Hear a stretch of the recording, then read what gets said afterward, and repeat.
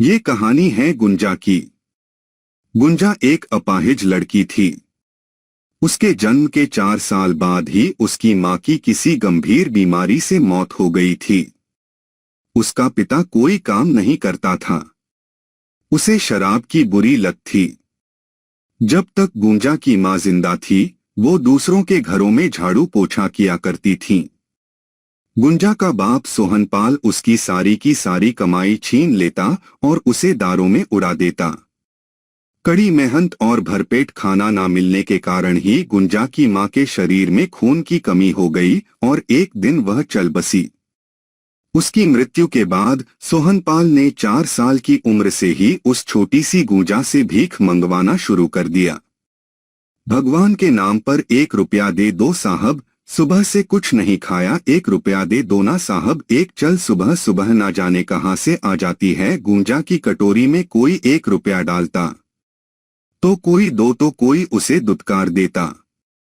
सुबह सुबह ही गुंजा घर से निकल जाती थी। उसे अपने बाप की शराब के लिए ज्यादा से ज्यादा पैसे जुटाने होते थे। जिस दिन वो कम पैसे लाती, उसका बाप उसे जानवरों की तरह मारता। वो बेचारी हर दर्द सहती, लेकिन अपने पिता से कभी कोई शिकायत नहीं किया करती थी। एक दिन गुंजा को बहुत भूख लगी तो उसने 2 रुपए की जलेबी खरीदी। एक जलेबी खुद खाई और एक अपने पिता के लिए रख ली। शाम को जब वो घर पहुंची तो आ गई तो आज कितने पैसे लाई? बाबा आज ज्यादा पैसे तो नहीं मिले, लेकिन मैं आपके लिए जलेबी लाई हूँ, ये लीजिए खाइए। नाराम कौर यहाँ मेरी दारू के पैसे कम पड़ रहे हैं और अय्याशी सोच रही है, रुक मैं तेरी खबर लेता हूँ। नशे में सोहनपाल अपनी मासूम और अपाहिज बेटी तारा। उस निर्णय की मार से बेचारी गुंजा को बुखार हो गया। अगले दिन सुबह, अरे महारानी कब तक सोई रहेंगी? आज भीख मांगने नहीं जाना है क्या? आज तबीयत ठीक नहीं लग रही है, पूरा शरीर दर्द कर रहा है, तो मिनट के अंदर ऊर्जा नहीं तो इतना मारूंगा कि सारा दर्द भाग जाएगा।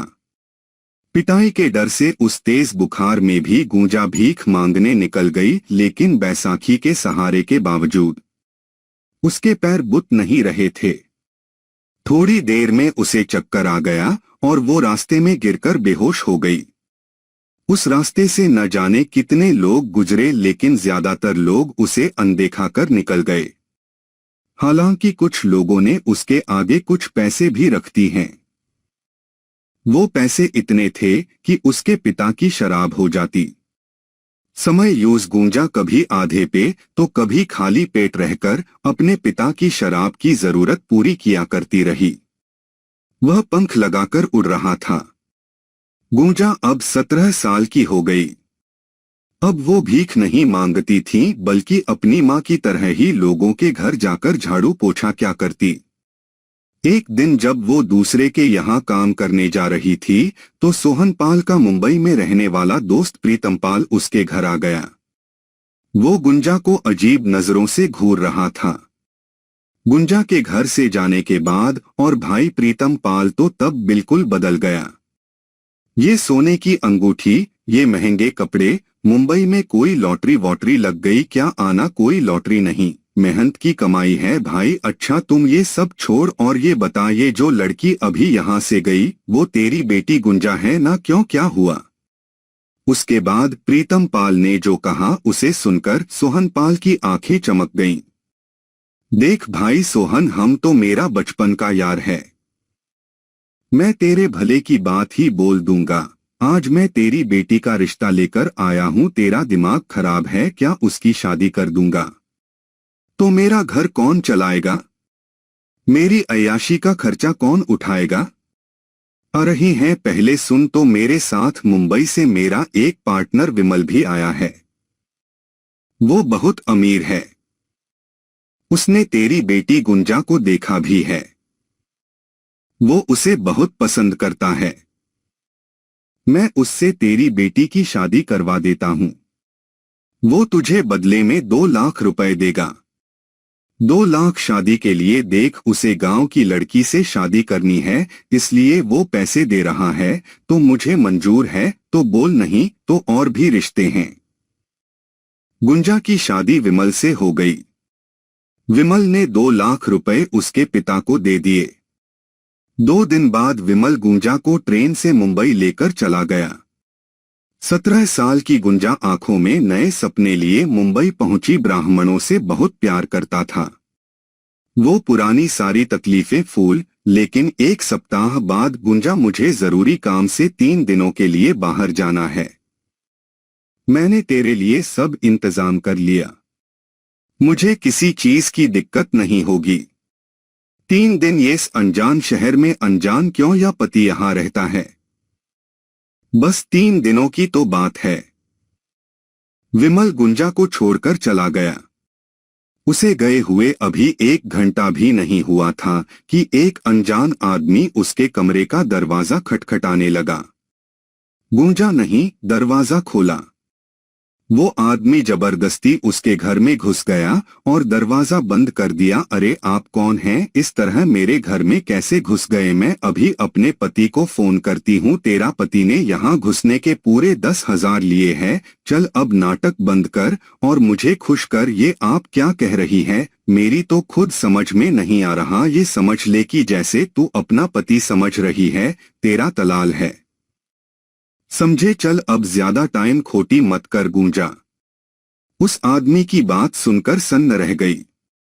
इसलिए अब आदमी से बचने की बहुत कोशिश की, लेकिन वो अपाहिज, मजबूत कद काठी की आदमी से कितना लग पाती। उस आदमी के साथ जो चाहा वो किया, फिर वो चला गया। 3 दिन कोई न कोई नया आदमी गूंजा के पास आता रहा, ना जाए फायदा उठाता रहा। 3 दिन बाद विमल आया। गूंजा उसे देखते ही रोने लगी। मैंने आप पर कितना भरोसा किया, आपके साथ इतनी दूर चली आई और आपने पैसों के लिए मेरा ही सौदा कर दिया। जिन आ रही है, मुझे आपसे कहना रही है, अपने आप से। अरे ये सब तुम क्या कह रही हो, तुम्हारा सौदा कर दिया, तुम्हारा दिमाग तो खराब नहीं है। मैं तेरा पति हो, पति मैं क्यों करूंगा तेरा सौदा। तब गुंजा ने विमल को उसके जाने के बाद की सारी कहानी बताई। तब विमल नहीं, रोते हुए कहा कि मैं तो बिजनेस के सिलसिले में बाहर गया था, मुझे कुछ पता नहीं कि मेरी पीठ पीछे तुम्हारे साथ क्या क्या हुआ। विश्वास कर गूंजा, मैं बेकसूर हूँ, मुझे यहाँ से ले चलिए। विमल मेरा यहाँ दम घुटता है। हाँ गुंजा, अब हम यहाँ नहीं रहेंगे, मैं आज ही दूसरी जगह शिफ्ट हो जाऊंगा, तो बस जल्दी से तैयार हो जाओ। उसके बाद विमल गूंजा को लेकर एक अजीब सी जगह पर गया। गूंजा को उस इलाके में बेचैनी सी होने लगी थी। ये आप कहाँ ले आई, ये जगह मुझे बिल्कुल ठीक नहीं लग रही है, क्या आप हम यहाँ रहेंगे।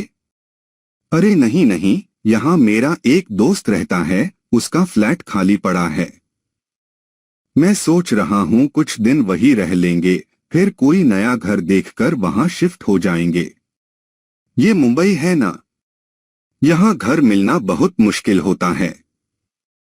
उसके बाद विमल एक बड़ी से घर के अंदर गया। उसने गुंजा को बाहर ही इंतजार करने के लिए कहा। असल में विमल गुंजा को कोठे पर बेचने लाया था। उसने 4 लाख में उसका सौदा कर दिया और पीछे के रास्ते से वहां से निकल गया। गुंजा बहुत देर तक उसका बाहर इंतजार करती रही, लेकिन वो नहीं आया। आधे घंटे के बाद कुछ बदमाश से दिखने वाले लोग बाहर आए और गुंजा को पकड़कर अंदर ले जाने लगे। रे मुझे आप लोग कहाँ ले जा रही है, विमल विमल मुझे बचाव। वो गुंडे उसे पकड़कर अंदर ले गए। अंदर एक अजीब सी दुनिया थी। कई सारी लड़कियां ओवर मेकअप किए हुए इधर उधर घूम रही थी और तभी एक औरत जिसका नाम कांता था, उसकी कदर आवाज वहां गूंजी। ये लड़की शोर बंद कर, नहीं तो मार मार कर खाल में भूसा भर दूंगी। देखिए मुझे छोड़ दीजिए, मुझे मेरे पति के पास जाने दीजिए। पति, तेरा पति तुझे 4 लाख में मुझे बेचकर चला गया है। आज से मैं जो कहूंगी तुझे करना होगा, समझी। लेकिन उसके पहले ये बता कि तेरा नाम क्या है। गूंजा, आज से तू गुंजा नहीं।